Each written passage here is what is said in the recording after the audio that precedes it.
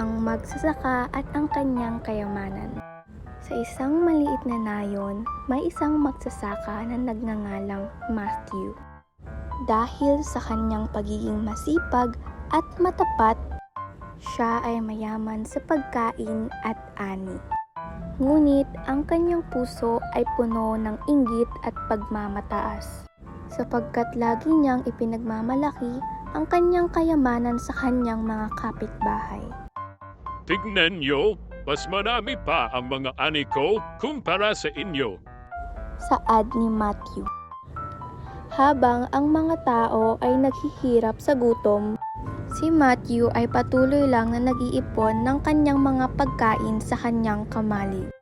Isang araw, dumating ang isang propeta sa nayon. Dahil sa kanyang mga salita ng karunungan at kabutihan, ang mga tao ay nagsimulang magbago ng kanilang mga puso. Tumulong kayo sa kanila. Magbahagi kayo ng mga ani nyo ng bukal sa inyong puso. Tulungan natin ang isa't isa. Saad ng propeta.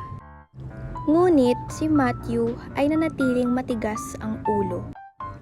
Habang ang mga tao ay nagsisimulang magbigay ng kanilang mga pagkain sa mga may hirap, si Matthew ay patuloy na nag-iipon ng kanyang pagkain. Dumating ang araw ng paghuhukom at ang Diyos ay nagpadala ng isang malaking taggutom sa nayon. Dahil sa kanyang kasakiman, si Matthew ay nawala ng lahat ng kanyang kayamanan, at ang kanyang kamalig ay naging isang walang laman na silid. Ubos na lahat ng naimbak ko. Saan nahuhuha ng aking makakain? Saad ni Matthew. Sapagkat hindi niya pinakinggan ang mga salita ng propeta at hindi niya ibinigay ang kanyang mga pagkain sa mga nangangailangan. Sa wakas, natutunan din ni Matthew ang aral ng pagpapakumbaba at pag-ibig. At nagsimulang magbahagi ng kanyang mga pagkain sa mga nangangailangan.